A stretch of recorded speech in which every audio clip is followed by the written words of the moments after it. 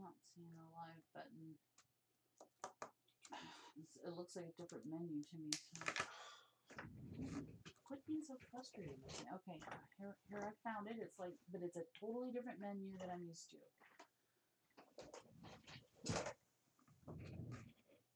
Do this by yourself if you need to.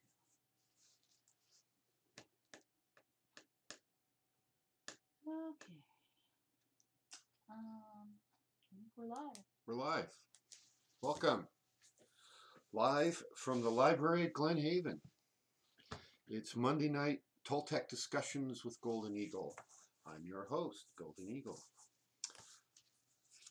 That was always one of the best intros to a TV show ever. Live from New York, it's Saturday night. Of course, I'm dating myself because Saturday Night Live stopped being good in about the mid-'80s. That was the last millennia for you youngsters out there. Let's see, I wanted to start the evening just kind of getting caught up on a few activities. Over the last 2 weekends, we've had 4 events in 4 different cities in Central and Northern California. We did a Nakadwa class in San Ramon. We did a healing arts fair in Chico. Oh, it was actually 3 cities. Then we did a Nakadwa class in Chico, and then we did kind of a workshop in the Grass Valley area. So we've been traveling a lot. We're thrashed. The house is thrashed. So I apologize for those who like to come over and hang out on Monday nights. It just, with all our remodeling and moving, it's just not possible today. Do we have a question? Yvonne said she can hardly hear. Yvonne can hardly hear. Mm-hmm. So one thing we need to remind everyone is that you want to turn up your volume on YouTube and on your window if you're on a desktop. I don't know how all that translates into iPad. Okay, there's some technological things we can do to alter the volume. On a scale of 1 to 10, how loud would it sound? That's for the viewers. Yeah, I'm asking those watching. I sound great to me.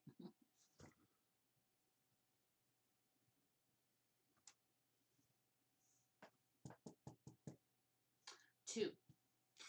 Okay, let me play with something. Stand by.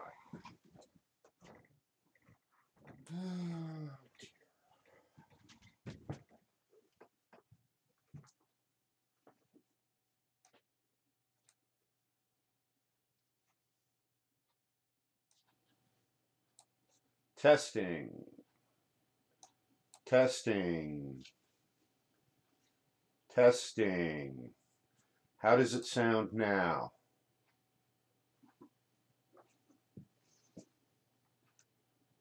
Testing.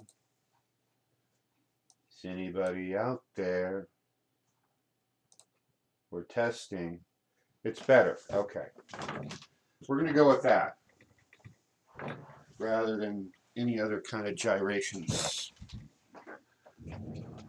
So, we did a lot of events. We just weren't able to get our usual studio space together. We've got furniture going and coming and all sorts of things. So, bear with me. We will monitor the chat and we will answer questions as required. For those of you watching tape delay, many of you I know are moving and running away from fires and whatnot, so we'll get to that in a moment.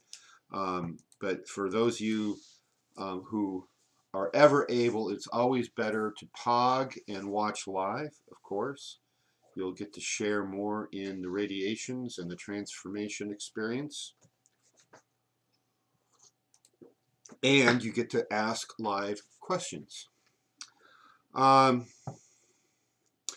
Those of you who have been here to Glen Haven ever, you met our great giant dog Spirit, and it is my sad duty to report that he passed away over the weekend. For those of you who have never been here, This is Spirit, the great defender of the frozen Northland. We posted a tribute online on my Facebook, so if you're not on Facebook and would like to see that compendium of photos, send me an email and I will share. So that's the sad news here. The happy news is that after our long-lived rooster finally passed on about a month ago from old age and too much time with too many hens, we have a new addition here at Glen Haven, and I post a picture of that online. We'll get more over the coming weeks, I'm sure. This is a rooster that came from EJ. You've heard me talk of EJ Gold. He and his people, Christiane is one of the women who works with EJ, and she's the chicken raiser and had a few too many roosters this spring. So to avoid the inevitable chicken soup inevitable outcome of many roosters, we adopted one. His name is Golden Boy. He's a very beautiful golden brown and got a kind of a blackish green tail that's common on a lot of rooster breeds. So come by, meet Golden Boy, and he's only 4 months old. He's not quite ready to service the hens, but he will be soon. So these events went extremely well. Over the last 2 weekends, we've added 18 more ICADWA Level 1 recipients here in California, and we have a Level 2 class scheduled. We have another Level 1 class scheduled in Bend, Oregon later this month. So the ICADWA is on the move, and we welcome internship opportunities if you're interested in honing your skills to teach the ICADWA and help spread the ICADWA. Let us know, and we will get you inculcated into this process of helping us teach the ICADWA. You must be a level 3 or above for that opportunity. As many of you have no doubt heard, there have been some suspicious fires raging all over California. We have several of our students and friends of the ICADWA, I think a total of about 1, 2, 3, at least 5, 6 who live in the Paradise area. They have all been displaced. We know some have, in fact, lost their homes with everything in it. And we know that some are still waiting to find out, and they're in that limbo state of being uncertain of what's going on. So our prayers are with them. Send healing energy to the whole region. That was a big part of what we did at our ICADWA event this past Saturday in Chica. We added on a healing circle. We had a number of people from the community there and anchoring light and ICADWA and helping transmute the energies of that particular fire. These fires, what we're going to find in the fullness of time is that there's some really suspicious things going on about how these started. I'm not going to dwell on it, but be watching, do some of your own research. The people in Paradise were warned for 3 days before the fire started that there might be power outages due to a fire. We have eyewitness reports of people that we know of the treetops lighting up and glowing blue, silvery blue, which is clearly not normal. We have reports from firefighters all over the state, including the Paradise region, that the fire was spreading quickly. Many other reports that while it was advertised as a wildfire, buildings were being burned. The vegetation isn't in many cases. We have eyewitness reports that the usual state-run website for looking at a satellite map of infrared, meaning heat, signatures and it shows up as dots, and they update that every few hours, like every 1 to 3 hours, depending on the satellite's orbit and when they can get a new update. And this particular day, for the first time all summer, this went down. Right about the time the fire was starting, we got 1 2-minute look and snapshot, and it showed a row of fires evenly spaced in a straight line. And then the system went down. You needed a password to get into it, and it wasn't for a day and a half that the system came up, and then we saw what the devastation was. We have eyewitness reports of transformers exploding with no fire nearby. And we have eyewitness reports of monstrous winds in one region, and a half a mile away, no wind. These are the kind of patterns that you will see when the HAARP interference system is being used in conjunction with the high-powered lasers, the so-called direct energy weapons that were used a year ago in the Santa Rosa fires. They were just used down in the Malibu fires, I'm told, and they were clearly used in this Paradise fire. The fires we witnessed this summer here, the Carr fire, the Delta fire, and the HERS fire, where we're driving by and we can see them burning. I've seen the live footage. I have friends who are firefighters on the Carr, HERS, and Delta fires. Those are the 3 big fires in the Redding area. The Delta, of course, came almost up to Dunsmuir, which is just south of us for those who aren't here up much and don't know our geography. So that fire was 10, 15 miles away, and at the rate at which they were moving, that might have been covered in a day. So we were on perpetual evacuation alert all summer long here.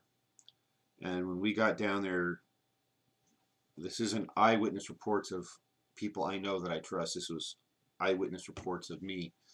The smoke plume coming off the Paradise fire, you could see the HAARP-induced interference patterns in the smoke plumes from the Delta fire. I'm sorry, the Camp Fire, as it's called. This is part of your wake-up call.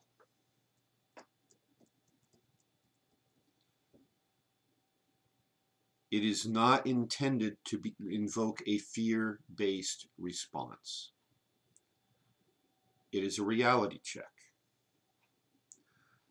These times have been foretold for eons. How many days is an eon? It's a lot, right? More than 2.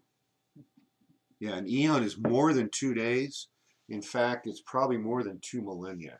I would say an eon is at least 2,000 years, wouldn't you? Well, if we're looking at the 26,000 year cycle, and we break that into 4 sub-cycles of roughly over 6,000 years, that could be an aeon, I would think. But in more relationship to the progression of the equinox and the ages from the horoscope, it is roughly 2,600 years.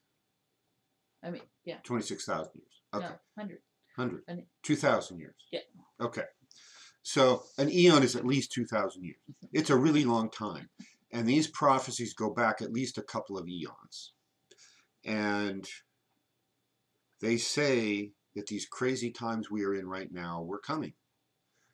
And my favorite prophecies have to do with the Hopi people. And there's 2 that I think are really worth noting.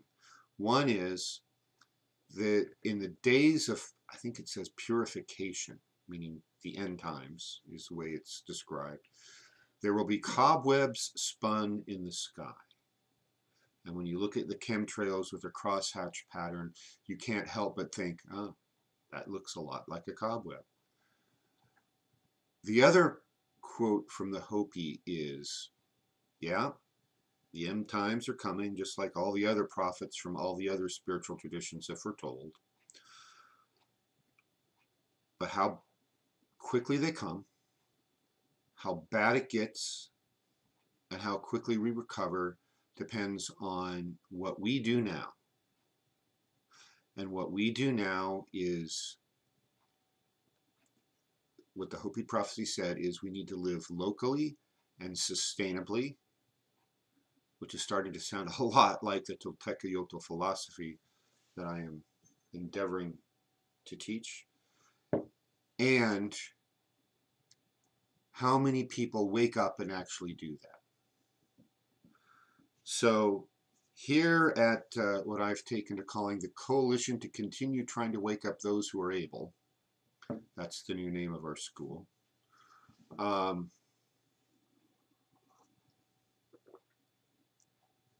that's this $64,000 question. Is how do we wake up people who don't want to be awakened? I recently, a week or more ago, put out a blog on, it was just after the election, so that was just under a week ago, pointing out a few things. I'd had one a few weeks before the elections, actually a couple, cautioning you about the political process. And because this is intimately linked with our spiritual work, I'm cautioning you yet again. So go read the blog that's entitled Behind the Curtain. This is on the Golden Eagle Discourses section of the ToltecShamanicarts.org website. Behind the curtain is a phrase that comes from the movie The Wizard of Oz, which, as you know, is Dorothy is whisked away from Kansas by a tornado. It lands in the land of Oz, makes enemies the instant she arrives by squishing one of those wicked witches. I can never remember if it was the East or the West, one of the two. And pay attention to the directions here. And then Glinda the Good Witch comes along and helps her.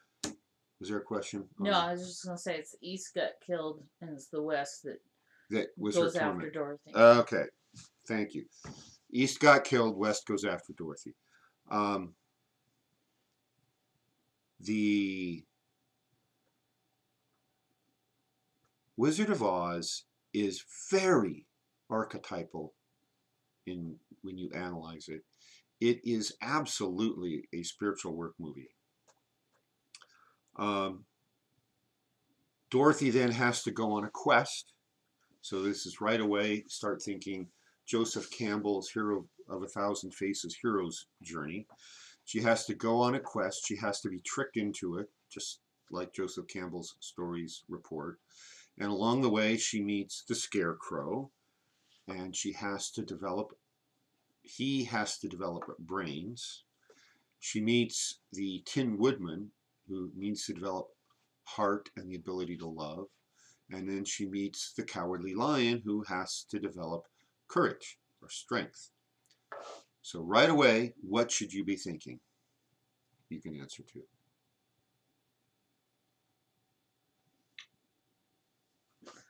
I don't know. Wisdom, strength, and love or beauty are the three pillars on the tree of life. So she has to, one of the things you need to do in the movie The Wizard of Oz is analyze it from the point of view that all those four main characters are all Dorothy. They're all a part of her. This is the same way we often will analyze dreams and our work in the dreaming. You know, you might have this really bizarre dream that means nothing on the surface unless you analyze it as if all the characters in the dream, all the symbolism in the dream was part of you, which of course it is.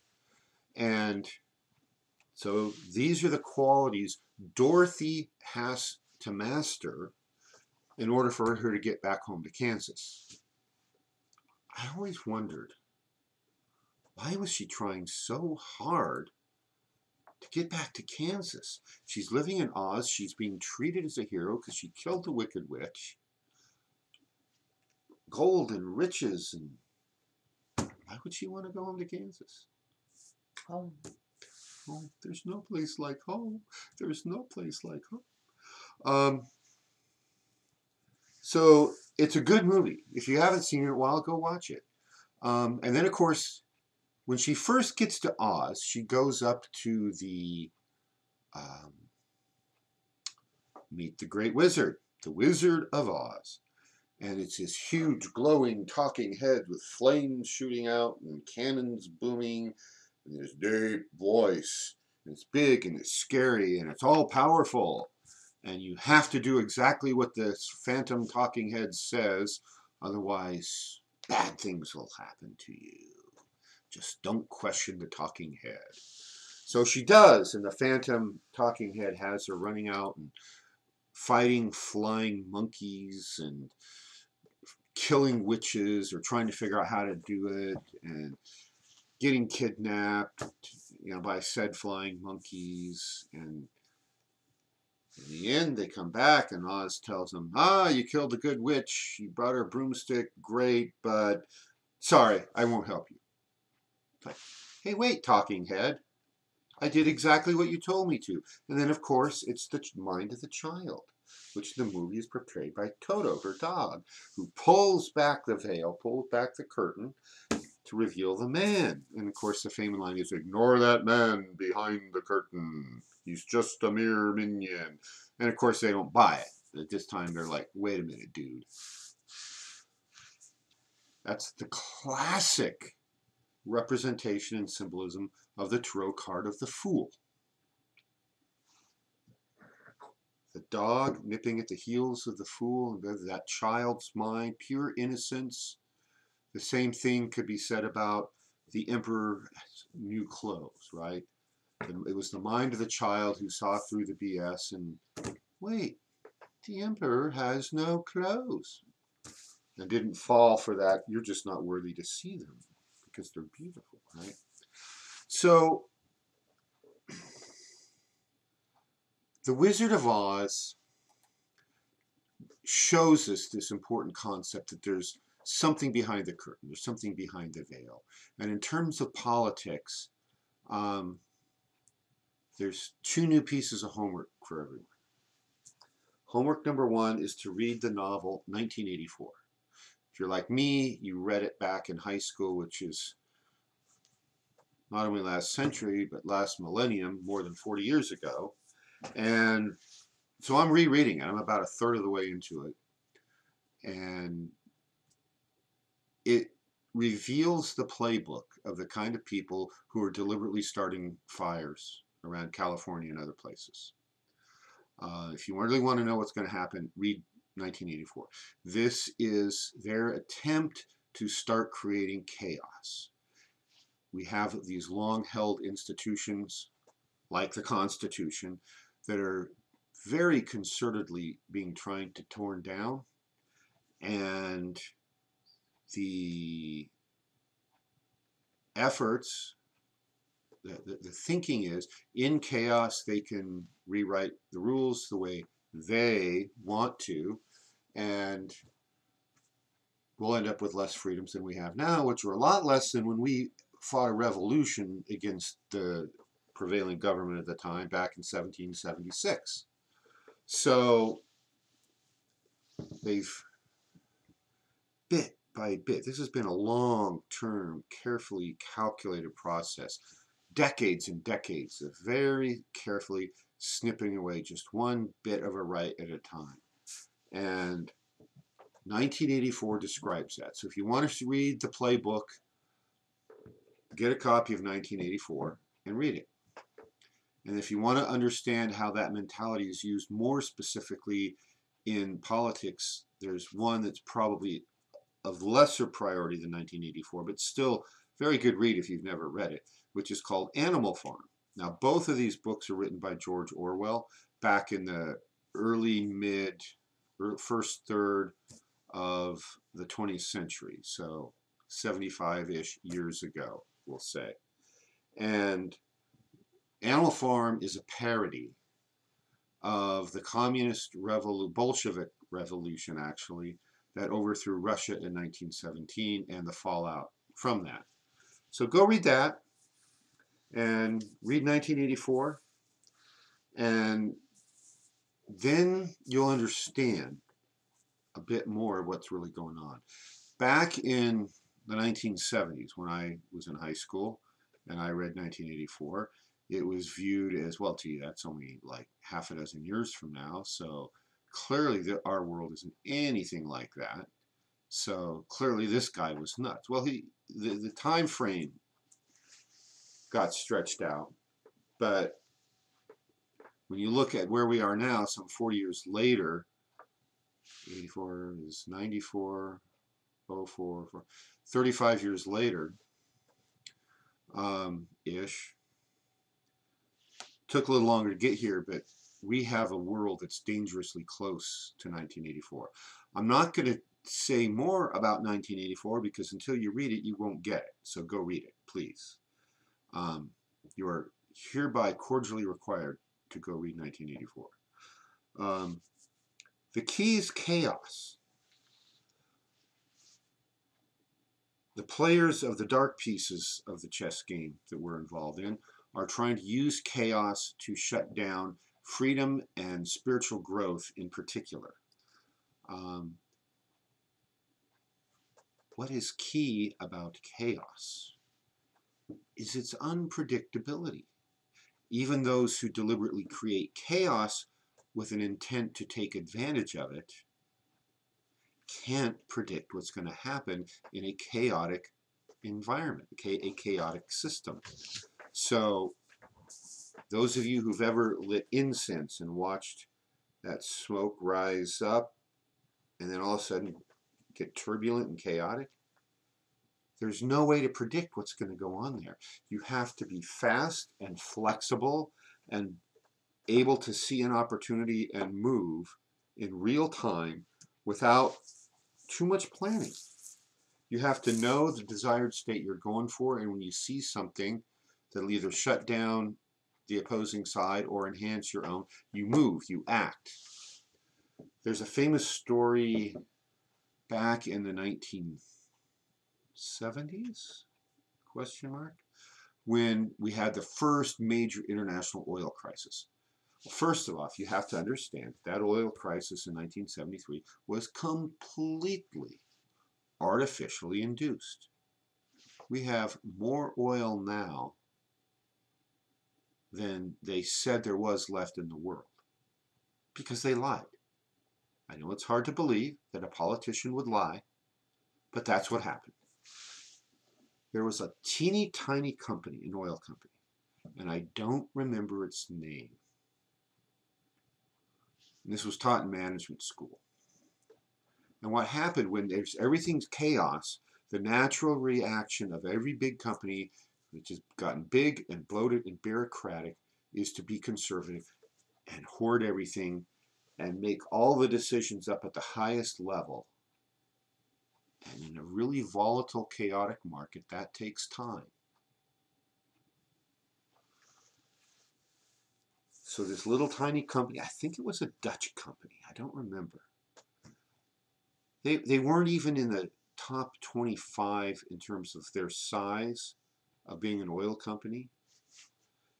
They did exactly the opposite, and they were the only company that did this, is rather than pushing the final buy-sell authority decisions up the ladder to the top and then let the decisions trickle back down, they pushed the decision-making authority down to the very bottom level of management and the workers. So oil is being bought and sold in markets as ships were going through the Panama Canal.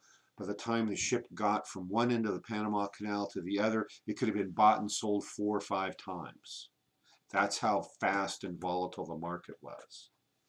So this company said, there on the spot, you with your feet on the ground, you're the frontline troops, you make all the buy-sell decisions.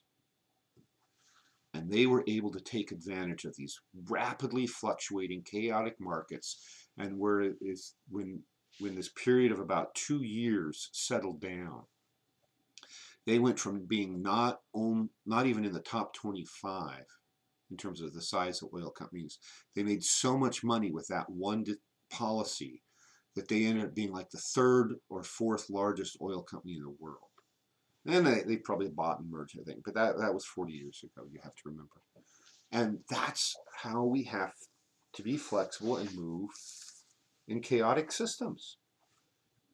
If you wait to try and predict the chaos, you will lose, no matter what the chaotic system is. You have to act in real time, and who is better prepared to deal with chaos than those of us who have trained in shamanic work? You should absolutely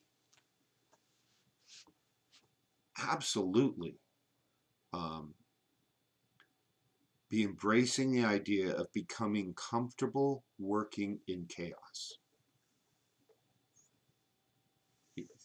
What we used to consider stable won't be. Whether it's politics, food, government, anything about life. Good is now bad, bad is now good according to the world out there, and we have to be able to be flexible and move and act. What's that? As a group. As a group. We're moving and pogging as a group. Thank you.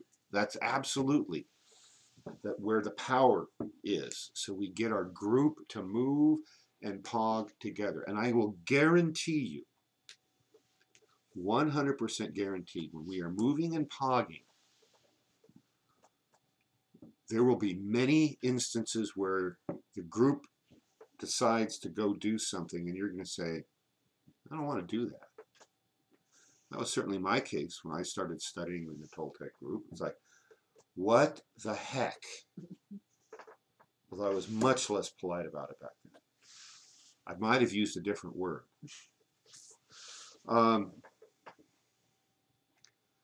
That's how we're going to take advantage of chaos to create something new and better, and not just blindly go like sheep to the slaughter and let those folks playing the dark chess pieces win.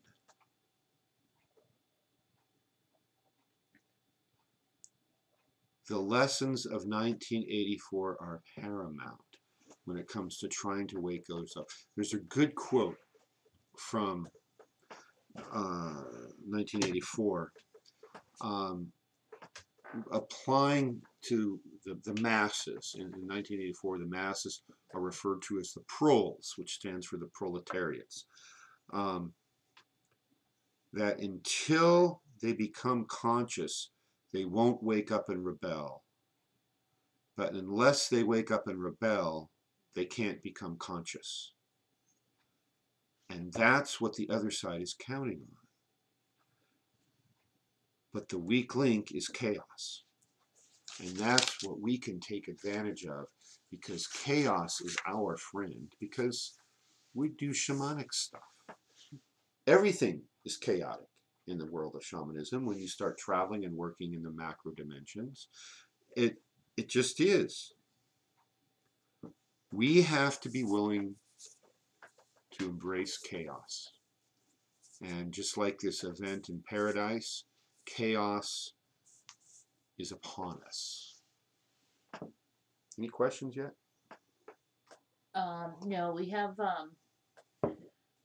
Melody and the boys. Oh, hi, Melody and the boys. We didn't think you'd make it tonight. Hi, Stellan. And Yvonne is here, and Patty just got here. Patty's here? No Maria yet? No. Okay.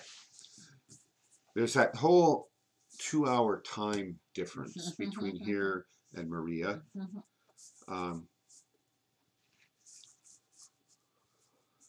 So anyway, we're probably going to keep it short tonight. I have one other major block that I want to talk about in terms of plans for the school going forward. And that has to do with movies. You've heard me threaten you many times with movie nights, and it just has not worked out much to schedule a movie night where we all meet in the same place and watch the movie and then discuss it. And so I cheated tonight. I gave you the Reader's Digest condensed version of my analysis of The Wizard of Oz. You can go through all the symbolism, like what do the munchkins represent, and what do the flying monkeys really represent, and all of that, right? So there's a lot of things in there, but you got the short version, which includes the take-home message. The big take-home message is stop listening to the talking heads, look behind the curtain, and look within. So rather than falling for the deception of the talking head to send you out over there, chasing phantoms, fighting flying monkeys, and trying to slay witches, you ignore all that garbage and you focus on looking within, and there you find the answers. And the Wicked Witch of the North, I'm sorry, the Good Witch of the North, Glinda the Good Witch. I'm about to sneeze, forgive me. Gesundheit, thank you. Residual smoke from having been down in Chico in the fallout from this fire. Glinda the Good Witch tells her the answer. You had it within you all the time.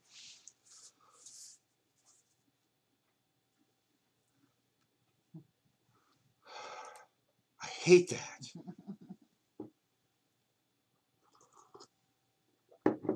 So, movie nights.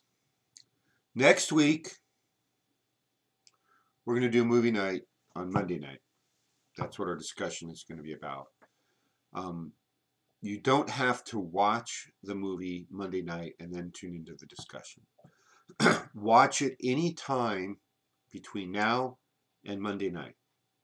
And then at 7, you'll be focused on the movie and discussing its significance. And if you want to come watch it, we'll post some information. We'll send emails and or text messages as far as the date and time we will be watching it here. So watch that movie, and we'll talk about it next Monday. Melody says, wouldn't miss it, but did you give us the name of the movie yet? No, I was waiting for that. I did that deliberately just because I'm a shaman and I like to jerk people around. The movie we were going to watch is The Celestine Prophecy. I've been threatening many of you with this movie for some time, like over a year, and the time has come. I'm even going to go out on a limb and tell you that the next 2 movies after that one, so you can start acquiring them if necessary. So next week we're going to review The Celestine Prophecy. 2 weeks from tonight is the Monday after Thanksgiving, and we will not be having a discussion. So the 26th of November, no discussion.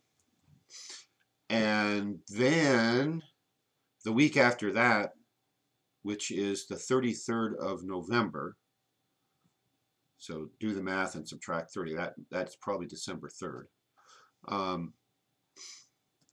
is going to be The Matrix. So The Matrix #1, which is the only one worth watching. And if anybody disagrees and actually likes Matrix 2 and Matrix 3, come talk to me and I will clarify why they were idiotic, weak attempts to capitalize on a franchise and lost all their spiritual meaning. And then the third movie we're going to watch, probably, well, I don't know when. It'll be after the first date in December. I may do 1 or 2 of these a month going forward on Monday nights. The next one will be, after that, will be Stargate, which is another form of soft disclosure, as it's referred to, meaning just like the X-Files, it's a sci-fi way of revealing futuristic truths that are already taking place. So we'll watch the movie Stargate, the one starring Kurt Russell, not the TV shows. Not that the TV shows were bad, they were okay. But the characters and the acting in the movie was better. We have a question. For me.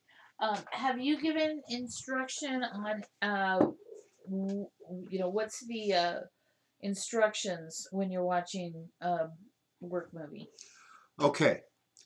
We're usually only recommending movies that we know to carry a message, a higher spiritual truth.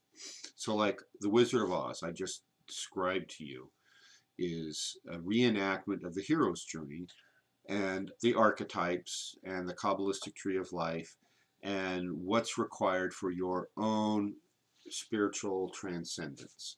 So all of these movies that I'm recommending have a message. And no two movies have exactly the same message. And the goal is to stimulate aspects of your consciousness that might not otherwise be triggered and triggered to growth. And hopefully somewhere in there, there will be something new. And if it's something that triggers you and is a hot button, that's even better. That's exactly what you should want. You should want to watch a movie, especially a movie, oh, I love that movie, and then have me rip it to shreds or have me turn it upside down so that you're angry at me. Because that means you're pushing the boundaries of your zone of discomfort, as I like to refer to it as, and that's what exercises the muscles of your consciousness. So you want that. You want to be pushed. You want to walk away from there feeling like, at the very least, you got something new out of it. And otherwise, when I come along and tell you that Mary Poppins was Satan incarnate, well, maybe, or maybe not. But you want to be pushed. So the goal is to turn on your Akadwa, turn up your consciousness receptive on all your bodies. And of course, the more you've read, the more you've journaled, the more you've meditated, the more you've looked at the world from different perspectives, the easier it's going to be for you to find some of these connections. So you heard me give a short overview of The Wizard of Oz tonight. So go out, rent The Wizard of Oz, download it, however you get your movies, and watch Oz and look at the very brief things I said about it. And that's one where, I've already given you the answer sheet. And you can say, oh, okay, I see. And then if you want to watch another one, for those of you who missed it or may not remember, the only other movie night we've had was back earlier this year. We did Groundhog Day, which is an excellent work movie. And you can go back and re-watch. That is uploaded on YouTube and on the channel here in the archives. And you can go find Groundhog Day and watch that, because, watch the movie and then watch our discussion of it. Because that's another one that's the answer key is already there. And when we do these, by no means am I saying those are the only answers. There's always more. There's always more interpretations. And so that's why a group discussion of pogging on movie analysis, we all learn things. So the Celestine Prophecy. If you want to do the exercise, the retroactive Wizard of Oz, that's 2 movies you have to watch this week. If you've seen it, yeah, I get it. I've seen the Oz every year since I was 5, so I don't need to see it again. And I recognize your analysis because it matches the 14 books I've read on the Kabbalistic Tree of Life. Great, you're there. So you'll be ready for the Celestine Prophecy, which is a completely different movie and has a completely different analysis than The Wizard of Oz. So put yourself in that receptive mode and be ready to go to work in that zone of discomfort. Matrix, and then Stargate. Those are the next two. Any other questions? The quiet bunch tonight, huh? I retyped in everything that you said as Oh, far okay. as dates and stuff. Perfect. Any other questions on any other subject? I will pause for you to type and send your messages through the ethers. Does everyone know where the term ether comes from? Etheric? Yes. Where does it come from? Anybody else out there in TV land?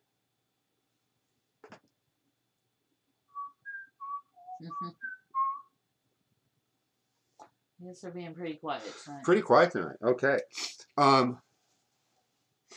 In the history of physics, we know that in order for a wave to propagate, it needs a media through which to propagate.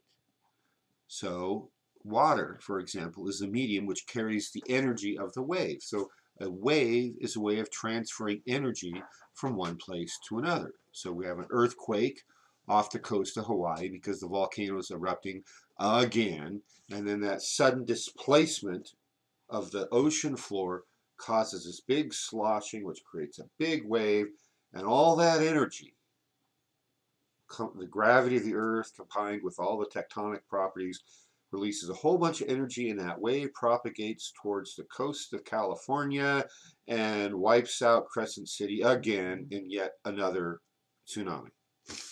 If you've ever been up the California coast at the northern end and you see the peninsula that Crescent City is on, it's flat. I mean, you can be several miles inland and you're only about 10 feet above sea level.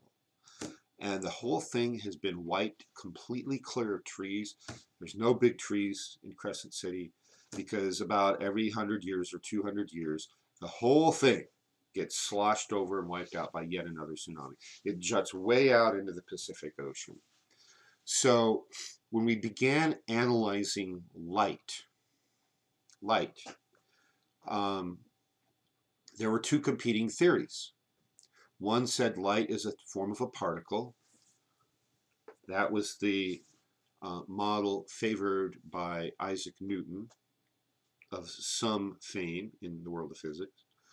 And the other model was a model of waves. Light is a wave, which was the model favored by Christian Huygens, who was basically much less famous, mainly because he disagreed with Newton. And of course, that was like the death blow to your physics career back in those days.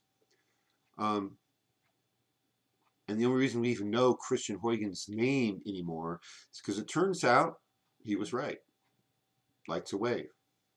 And Thomas Young, mid-1800s now, he did a slit called the double slit experiment, which proved that light underwent diffraction and interference. So diffraction is bending around corners, and interference is when two waves interact, you get bigger peaks and lower troughs. And light did that. Slam dunk, light's a wave. Except, a funny thing happened on the way to the forum. And when they started looking more and more, there was an event called the ultraviolet catastrophe, which meant that if we don't find out why we're not seeing ultraviolet light that we're supposed to be seeing, then it'll be a catastrophe because all the laws of physics will come crumbling down. Which is exactly what happened, because Max Planck did some calculations and experiments that showed that light is transmitted and received in discrete units that he called a quanta, and later became known as photons, that proved life is both a particle and a wave. Life or light? Light. What did I say? I don't know. Life is both a particle and a wave. And so is light. it proved that both Newton and Huygens were each right and each wrong, because neither of them got the whole story. That was the duty of, or the contribution of Max Planck, who invented quantum theory. So light, particle, waves. There you go. That's the history of physics in a nutshell. And you know what they say about theories. Any theory that can be put in a nutshell belongs there. It's nuts. So complicated theories, therefore, are much better than simple theories. Except for Occam's razor, which says this, in any naturally occurring physical phenomenon, the simplest explanation is usually the right one. So there you go. Any other questions?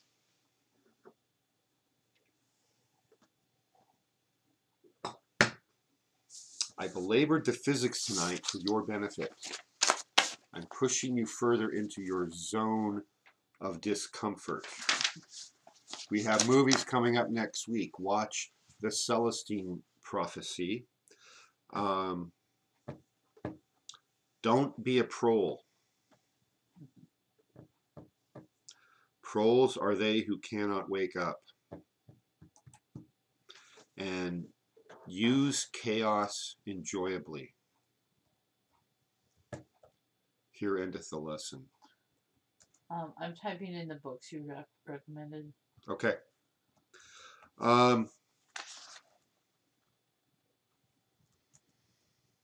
Anything else? No, I think that's enough. There's a lot going on. Stay flexible.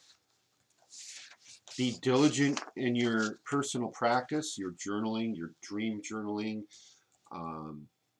your attention exercises. I've had some conversations the last couple of days about people where the answer turned out to be do your place of power exercises, the draining exercise, the social mask, the dreamer stare. Do that every day. Who's the author again of Animal House in 1980? George Orwell. 1984 and Animal Farm. If you can only read one, read 1984.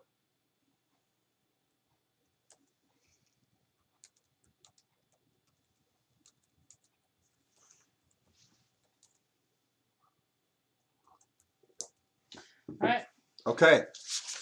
We're going to go off unless somebody has a comment. It's a short one tonight, but that'll give you more time to go do your personal practice. You're welcome. We're done.